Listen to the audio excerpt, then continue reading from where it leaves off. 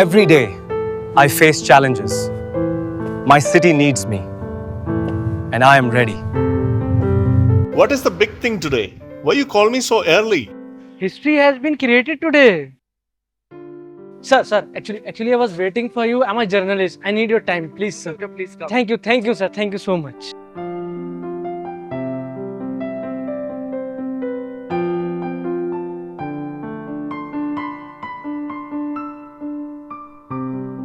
Congratulations, sir.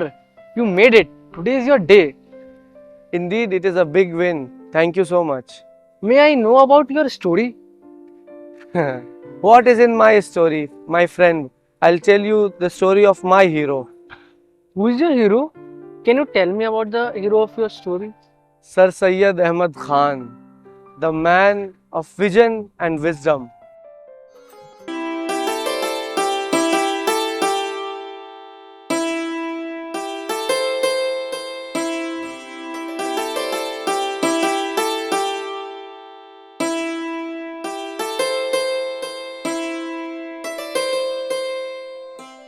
Thank you. You know, he struggled a lot, even from his own family. Begum, ഓ മുറാദാബാദിലെ നമ്മുടെ കുട്ടികളെ school നാളെ തുറക്കുകയാണ്. അപ്പൊ uniform ഒക്കെ എടുത്തു വെച്ചോ? ഞാൻ എന്തായാലും എൻ്റെ കുട്ടികളെ ഒരിക്കലും ഇംഗ്ലീഷ് സ്കൂളിലേക്ക് പറഞ്ഞയക്കുന്നില്ല. എന്താണ് ബീഗം, അങ്ങനെയൊന്നും പറയല്ലേ. ഇതൊരു കുട്ടിക്കളിയല്ല. മുസ്ലിങ്ങളെ ക്രിസ്ത്യാനികളാക്കുന്ന സ്കൂൾ ഉണ്ടാക്കുന്നതിനേക്കാളും നല്ലത് കക്കൂസ് ഉണ്ടാക്കുന്നതാണ്. എങ്ങനെയാണ് ബീഗം നിങ്ങൾക്ക് ഇങ്ങനെയൊക്കെ പറയാനാവുന്നത്? ഒരു വിദ്യാഭ്യാസ സമ്പ്രദായവും ഒരാളെയും തൻ്റെ മതത്തിൽ നിന്ന് മറ്റൊരു മതത്തിലേക്ക് ചേർക്കുന്നില്ല. അവരെ നേരായ മാർഗത്തിലേക്ക് നയിക്കുകയാണ് ചെയ്യുന്നത്. നിങ്ങളും ഞാനൊക്കെ ജീവിക്കുന്നത് ഇംഗ്ലീഷ് പഠിച്ചിട്ടാണോ മനുഷ്യ? നമ്മൾ പഠിച്ച കാലം അത് നൂറ്റാണ്ടുകൾക്ക് പിന്നിലാണ്. ഇപ്പോഴുള്ള കുട്ടികൾക്ക് ഇംഗ്ലീഷ് വിദ്യാഭ്യാസവും ശാസ്ത്രജ്ഞാനവും ഇല്ലാതെ ഒരിക്കലും പിടിച്ചു നിൽക്കാനാവില്ല. നോക്കൂ, പ്രവാചകൻ മുഹമ്മദ് സല്ലല്ലാഹു അലൈഹി വസല്ലം പറഞ്ഞിരിക്കുന്നത് വിദ്യാഭ്യാസം അത് നിങ്ങൾ ചൈനയിൽ പോയിട്ടായാലും നേടണമെന്നാണ്. അങ്ങനെ ഇരിക്കുമ്പോഴാണ് നീ വിദ്യാഭ്യാസത്തെ തള്ളി പറയുന്നത്.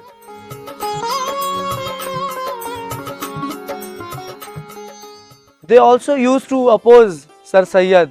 One of the closest friend of Sir Syed Ahmad Khan came to Sir Syed Ahmad Khan while he was sitting in his library.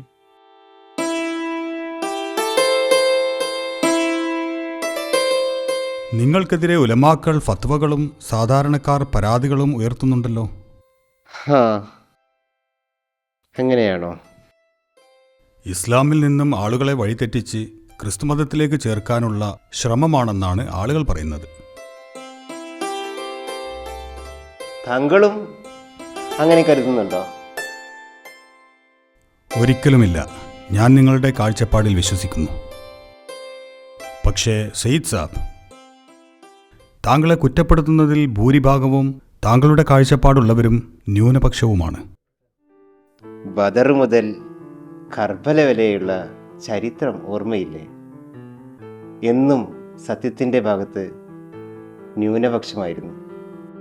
ഒടുവിൽ എന്താണ് സംഭവിച്ചത്? സത്യം വിജയിച്ചില്ലേ? ഇന്ന് നമ്മളും ന്യൂനപക്ഷമാണ്. പക്ഷേ നമ്മൾ സത്യത്തിൻ്റെ ഭാഗത്താണ്. സത്യം വിജയിക്കുക തന്നെ ചെയ്യും.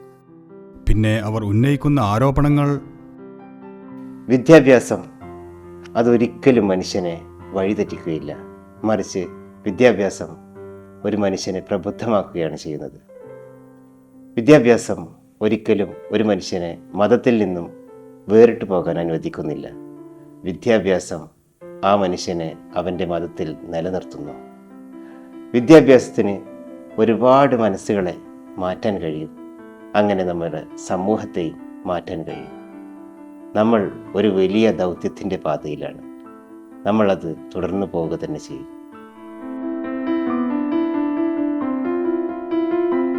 Even after these, nothing shakes Sir Syed's vision. Even after these kind of criticism, Sir Syed went to marketplace to collect donations, to collect money for the university, and people thrown stone upon him.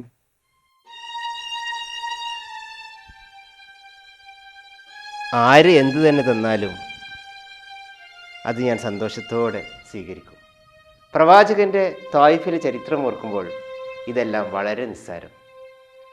ഇത് എൻ്റെ കോളേജിൻ്റെ കെട്ടിടത്തിന് തറ പണിയുമ്പോൾ അതിനുപകരിക്കുമല്ലോ. ഇതും ഞാൻ സന്തോഷത്തോടെ സ്വീകരിക്കുന്നു.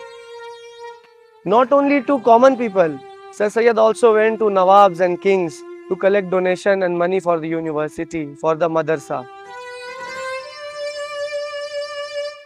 സുഹൃത്തെ, എൻ്റെ പുതിയ മദ്രസത്തുൽ ഉലൂമിന് സംഭാവനക്കായാണ് ഞാൻ നിങ്ങളെ സമീപിക്കുന്നത്. ദയവ് ചെയ്ത് നിങ്ങളുടെ ഭാഗത്തു നിന്ന് പണമോ മറ്റെന്തെങ്കിലുമോ സംഭാവന സ്വീകരിക്കാൻ ഞാൻ തയ്യാറാണ്. നിങ്ങൾ എൻ്റെ കയ്യിൽ നിന്ന് ഒന്നും പ്രതീക്ഷിക്കണ്ട. നമ്മുടെ രാജ്യത്ത് കോളനിവൽക്കരണം നടത്തുന്ന ബ്രിട്ടീഷുകാരുടെ ഭാഷ പഠിപ്പിക്കാനാണോ നിങ്ങൾ ശ്രമിക്കുന്നത്? ഇംഗ്ലീഷ് ഒരുപക്ഷെ ബ്രിട്ടീഷുകാരുടെ മാതൃഭാഷയായിരിക്കാം. പക്ഷേ ആഗോളതലത്തിൽ എല്ലാവരോടും സംവദിക്കുന്ന ഭാഷയാണ് ഇംഗ്ലീഷ്. ഇംഗ്ലീഷ് ശാസ്ത്രത്തിൻ്റെയും സാങ്കേതിക വിദ്യയുടെയും ഭാഷയാണ്. അത് പഠിച്ചില്ലെങ്കിൽ നമ്മുടെ ഭാവി തലമുറ പിന്നോട്ട് പോകും. ബ്രിട്ടീഷുകാരുടെ കോളനിവൽക്കരണത്തിൻ്റെ ഭാഷ മാത്രമായി അതിനെ കാണരുത്. നമ്മുടെ സാധാരണക്കാരും ഇംഗ്ലീഷ് പഠിക്കട്ടെ. നിങ്ങളെപ്പോലെയുള്ള ഉന്നതരായ ആളുകൾ സംഭാവന ചെയ്യുകയാണെങ്കിൽ എനിക്ക് എൻ്റെ ഉദ്യമം വിജയിപ്പിക്കാമായിരുന്നു. ഇല്ല, ഞാൻ അതിനെക്കുറിച്ച് ആലോചിക്കുന്നതേയില്ല. ഇനി നിങ്ങൾ പണം തരാൻ തയ്യാറല്ലെങ്കിൽ നിങ്ങളുടെ ഭാഗത്തു നിന്ന് എന്ത് സംഭാവന തന്നാലും എൻ്റെ കോളേജിൻ്റെ കെട്ടിട നിർമ്മാണത്തിന് അത് ഉപകരിക്കുമെങ്കിൽ ഞാനത് സ്വീകരിക്കും. കൃതാർത്ഥതയിൽ എൻ്റെ കയ്യിലേക്ക്. ഞാനൊന്നും തരില്ലെന്ന് പറഞ്ഞില്ലേ?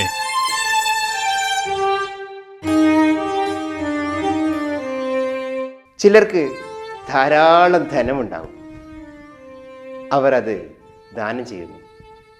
മറ്റു ചിലർക്ക് ധാരാളം അറിവുണ്ടാകും, അവരത് ദാനം ചെയ്യുന്നു.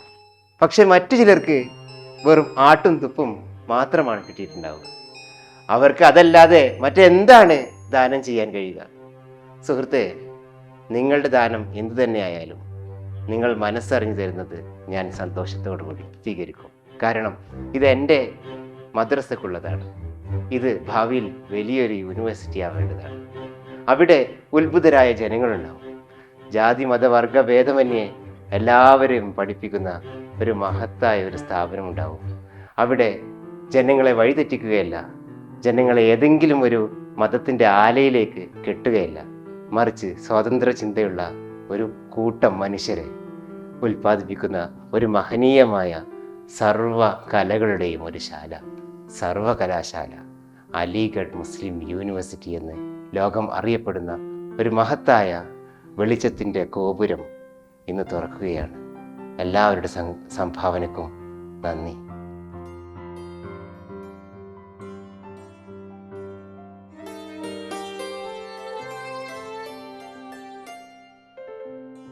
Sir Sayyid was not a person of one community or religion or one language.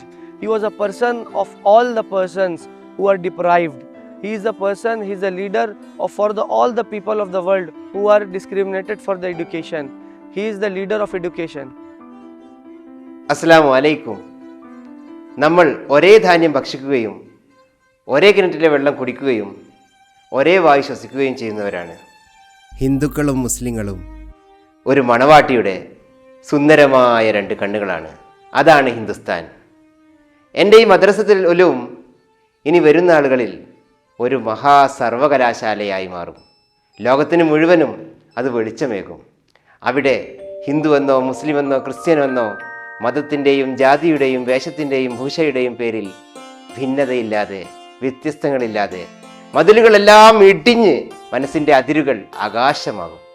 അതുപോലെ തന്നെ മൊഴികൾ തൻ തോടുടഞ്ഞ് ഗീതയുടെയും ഖുറാൻ്റെയും ബൈബിളിൻ്റെയും എല്ലാ തോടുകളും ഉടഞ്ഞ് മതിലുകളെല്ലാം ഇടിഞ്ഞ് മനസ്സിൻ്റെ അതിരുകൾ ആകാശമാകുന്നത് പോലെ മൊഴികൾ തൻ തോടുടഞ്ഞ് അതിൽ നിന്നും ഒരേ പൊരുളിൻ കിളിക്കുഞ്ഞുണരും. ഇവിടെ ഈ ഭൂവിൽ നാം ഒരുമിച്ച് വിതയേറ്റി കതിരുകയും വയലേലയാകും. ഇവിടെ ഈ ഭൂവിലെ ആവാസം ഒരു സംഘസംഗീതമായി മാറും. ഒരു പൊന്നൊലീവും ഒരു ഈന്തൽപ്പനയും ഇങ്ങൊരു ബോധി തരവുമായി സല്ലപിക്കും. അത്രയും മദ്രാസ് സൗഹാർദ്ദപരമായുള്ള ഒരു വലിയ യൂണിവേഴ്സിറ്റി, സർവകലയുടെയും ശാലയായ സർവകലാശാല. ഇന്ന് നിങ്ങൾ നൽകുന്ന ഓരോ തുട്ടുനാണയങ്ങളും നാളെ ഇതിൻ്റെ മതിലുകളും ഇഷ്ടികകളുമായി മാറും. അപ്പോൾ ഈ ഇഷ്ടിക എവിടെ നിന്ന് വന്നു എന്ന് ആരും ചോദിക്കില്ല. ഈ ഇഷ്ടികക്കുള്ളിൽ, ഈ കെട്ടിടത്തിനുള്ളിൽ എന്താണ് പഠിപ്പിക്കുന്നത് എന്നാണ്. വ്യത്യസ്ത ഭാഷകൾ, വ്യത്യസ്ത വിഷയങ്ങൾ, സാമൂഹ്യശാസ്ത്രവും സയൻസും മാത്തമാറ്റിക്സും മെഡിക്കൽസ് എല്ലാം പഠിപ്പിക്കുന്ന ഒരു മഹത്തായ ഒരു സർവകലാശാലയായി മാറും. അത് അലിഗഡ് മുസ്ലിം യൂണിവേഴ്സിറ്റി തെക്ക് മുതൽ വടക്ക് വരെയും പടിഞ്ഞാറ് മുതൽ കിഴക്ക് വരെയും ഇന്ത്യയിൽ മാത്രമല്ല ലോകത്തൊട്ടാകെയും ഒരുപാട് വിദ്യാർത്ഥികൾ പഠിച്ച ഒരു മഹാസാഗരം പോലെ ഈ സർവകലാശാല എല്ലായിടത്തും അതിൻ്റെ വെളിച്ചം പകരും. Actually, Sir Sayyid life is like an ocean, and what we have discussed is yet like a drop of water. So I'll give you one book so that you will understand more about Sir Syed Ahmad Khan and about the university.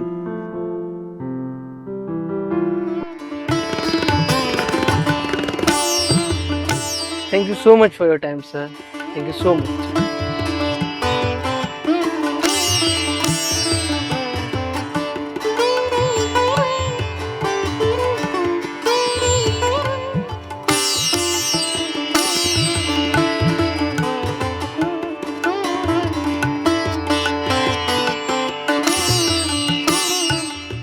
As Sir Syed dreamed, Aligarh Muslim University expanded all over the world through its alumni, and also now emerged 3 centers in Malappuram, Kishanganj and Murshidabad as lighthouse of education